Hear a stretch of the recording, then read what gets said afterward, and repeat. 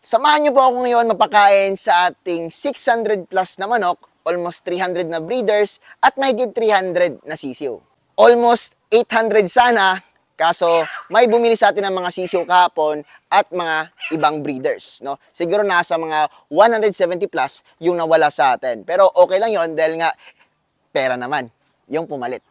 Alamin din natin kung ano yung mga breeds na andito sa ating manukan.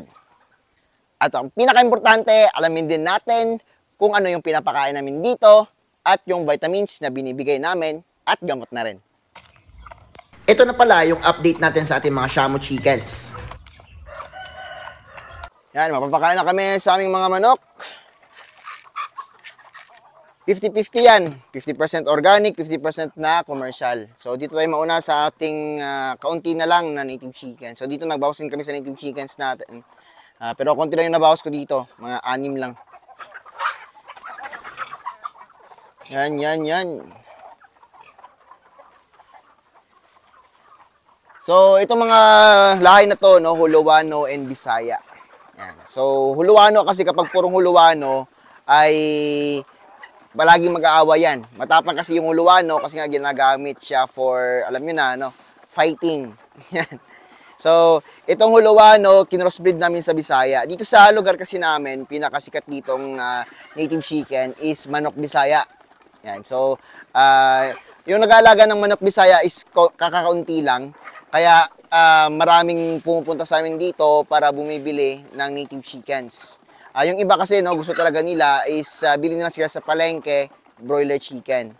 Sa Pinoy din po kasi, no, yung iba talaga tinatamad na mag-aalaga ng manok sa bakuran nila, kaya bumibili nila sila ng mga broiler chickens.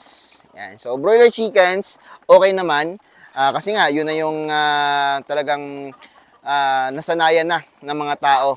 So, itong mga native chickens natin, no, is mas healthy siya kasi nga, gumagamit kami dito ng organic na formula of feeds. Yan.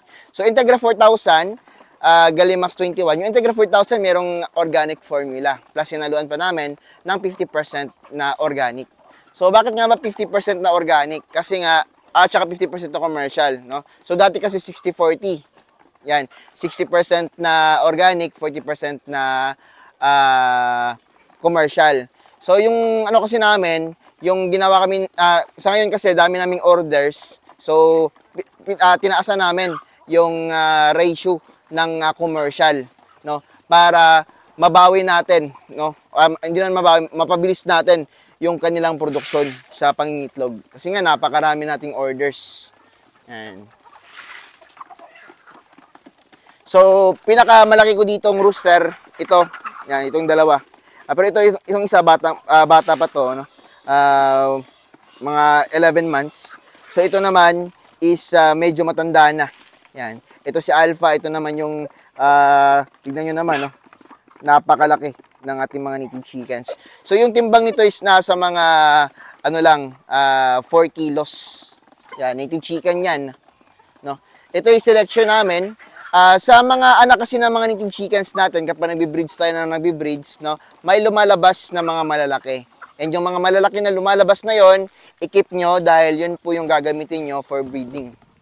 Yan. So, yung mga andito sa mga rooster natin na dito sa ating mga native chickens is yung mga selected na natin. Yan. So, proceed naman tayo sa ating breeding pen number 2. Mga Black Australorps. Dito naman tayo sa mga Black Australorps natin. So, itong mga Black Australorps natin ay talagang sinelect ko rin to, no? Yung iba dito is sisiw pa na nang kinuha ko. Yung iba is breeders na nang kinuha ko. Yan. No? So, ang mga Black Australorps, malakas silang mangitlog. Kahit kakaunti lang yung Black Australorps natin, mas marami pa nga ata yung mga Rhode Island Reds natin. No? Pero sa palakasan ng itlog, talagang panalo itong Black Australorps. Yan, kahit pakalbo-kalbo na yung likod. Pero may mga tumutubo na, dahil nga yung vitamins natin, merong amino acids.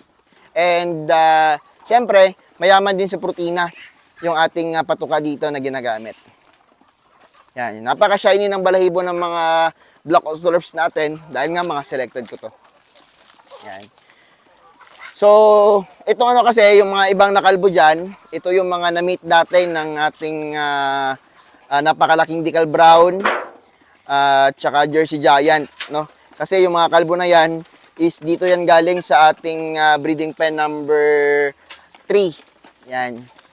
So talagang malalaki yung mga roosters dito. Tingnan nyo naman yung mga roosters sa breeding pen number 3 natin, no? Kaya talagang nakalbo yung mga ibang black Australorps natin. Yan. Paborito kasi yung iba dito ng mga malalaking mga roosters natin galing sa breeding pen number 3. Yan. No? So, lipat na tayo sa breeding pen number 3 natin. At saka pagkatapos dito sa breeding pen number 3, doon naman tayo sa breeding pen number 4 para sa mga Rhode Island Reds natin. Ito na, kumakain na yung aming mga manok na galing dito sa breeding pen number 3 natin. Merong meron itong black Australorps din na mga inahin. Yan. Pero yung mga roosters dito, yung mga itim na yan is Jersey Giant. Meron tayong yellow copper, no? So ito ay anak ng Barred Plymouth Rock at Sussex. So yun naman, meron tayong Sussex doon. Meron tayo ditong Hubbard. Napakalaki ng Hubbard natin, no? Hubbard natin is nasa 4.5 kilos. Ito naman yung ating Rhode Island Red na mahogany line. Mga hens dito is ito Barred Plymouth Rock natin, no? Bumabalik na siya kasi na-injured to last time. So ngayon medyo okay na siya. Ito yung ating mga decal browns. Yan, decal browns. Ito yung anak ng decal brown tsaka Barred Plymouth Rock. Decal browns. Yan, Hubbard, Rhode Island Red. Napakalaki ng bodega ng ating Hubbard. Kasi yung Hubbard kasi is ginagawa itong broiler chicken dati na sa ibang bansa. Pero lumabas yung breed talaga ng latest ngayon, no? Na broiler, yung puti. Kaya yun, yung pinalit. Kasi ang okay naman to sa bigat. Yung problema lang nito is yung ano niya, temper, no? Medyo masungit ang Hubbard. Yan. Kumpara dun sa puting manok. So, meron din tayong decal brown na rooster. Kaya may lalabas dito na F2. Yan, may hybrids tayo ng mga bago ding rooster dito, Sussex natin. Ito naman yung ating crossbreed ng Sussex tsaka Brahma. Ito yung kinalabasan niya. Yan, nawala na yung ano niya dito, balahibo sa paa, no?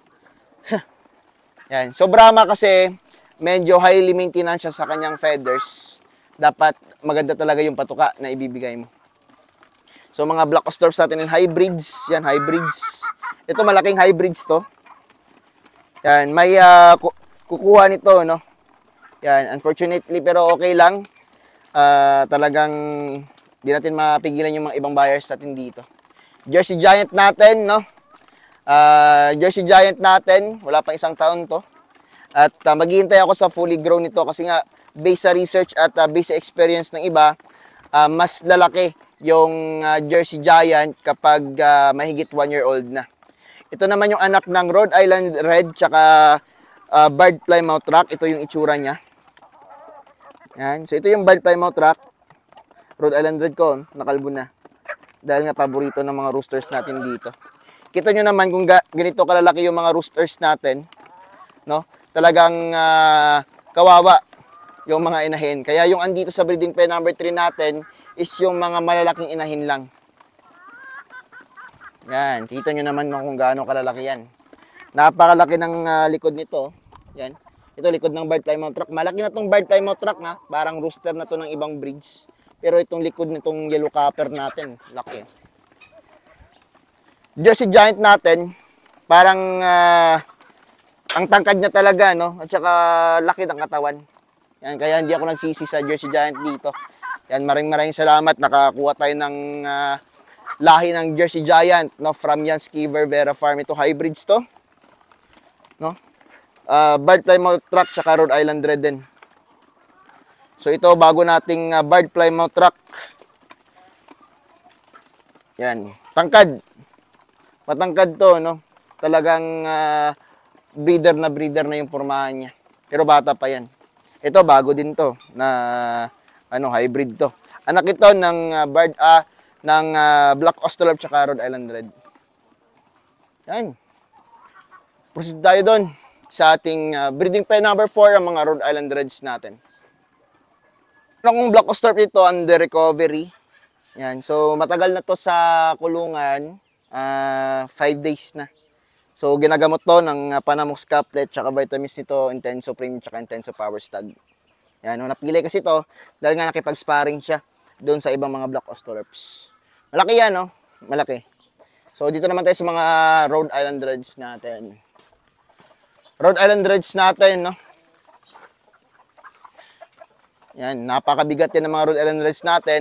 Lalong-lalo na nung dumating na yung ating mga ibang mga roosters dito. Yan. So, ito yung mga bagong roosters natin. No? Dark mahogany yung kulay. Napakaganda kasi ng dark mahogany na kulay. Ito yung parang normal na kulay yung ibang ano. Yan. Kung sa lalaki. Yan, meron kasi akong normal na kulay dito, parang 4 tata. Yan, pero yung iba, the rest, dark mahogany na. Meron na tulala dito. Uy, baba ka dyan, baba. Yan.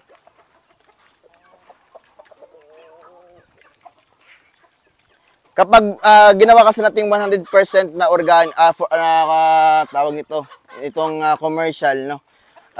Pwedeng kumita tayo pero kakaunti lang. Kasi nga doble yung presyo ng commercial. Yan. So, yung crack corn, nakakatulong pong crack corn para hindi masyadong madaling matunaw yung feeds, no? Kasi nga medyo mahirap matunaw yung crack corn. At mainit sa katawan ng manok yung crack corn. Yan, kaya gumagamit kami ng crack corn. Tsaka may hammered corn po dahil hammered corn kasi, no, kapag yung pinaris natin sa commercial feeds natin is crack corn lang, yung crack corn, nasasawa po yung manok nun.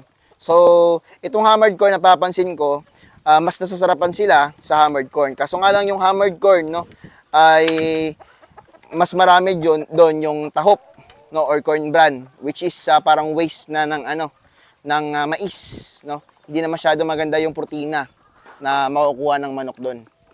So, ayun, ginawa namin, nagmix kami ng crack corn tsaka hammered corn, no. So, dati ko pa ginagawa yan and na-explain ko na rin yan dati, no. Ewan ko na lang kung alam pa ng mga bagong nanonood ngayon. Ayan, no.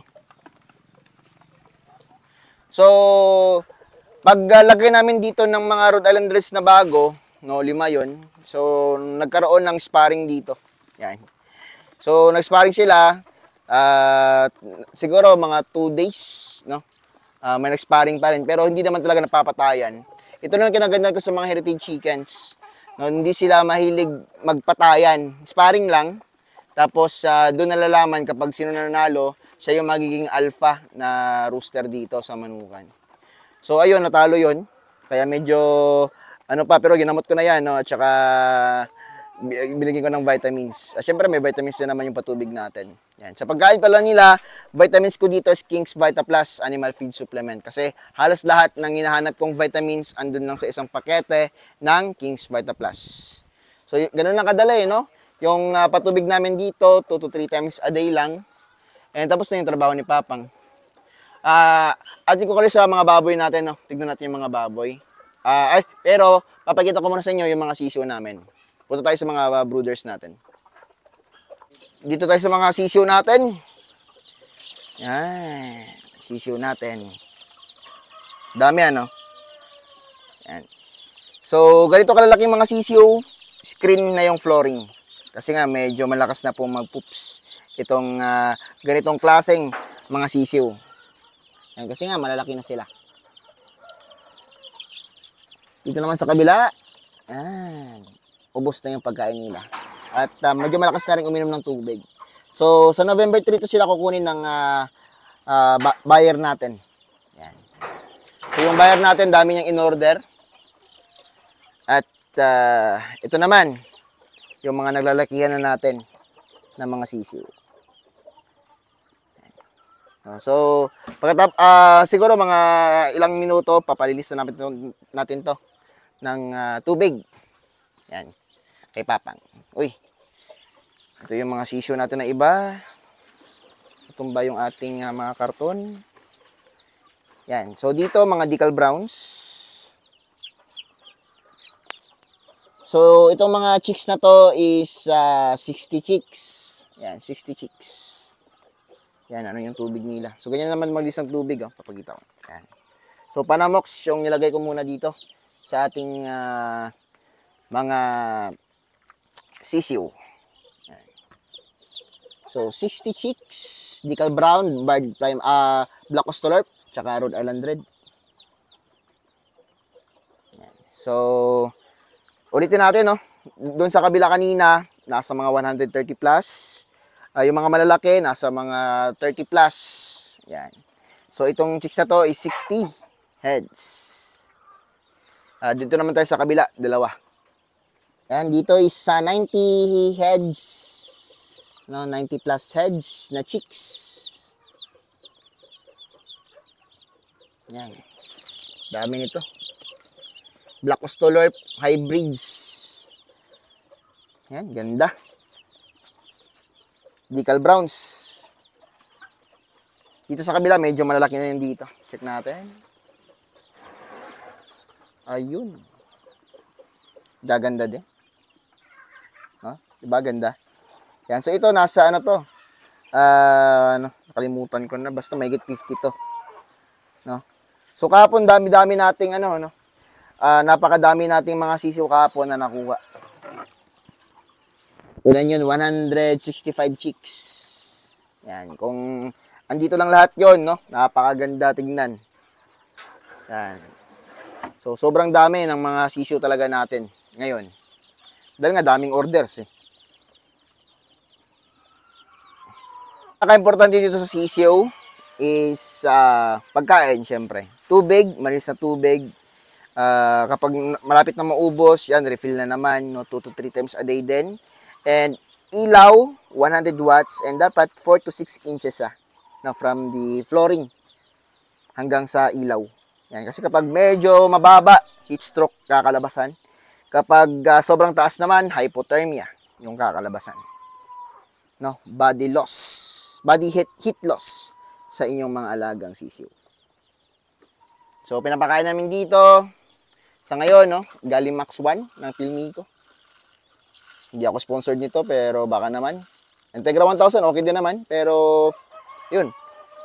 Galimax 1, yung napili ko para dito sa ating manukan. Yan. Sa breeders naman natin, Galimax 21, saka Integra 4000.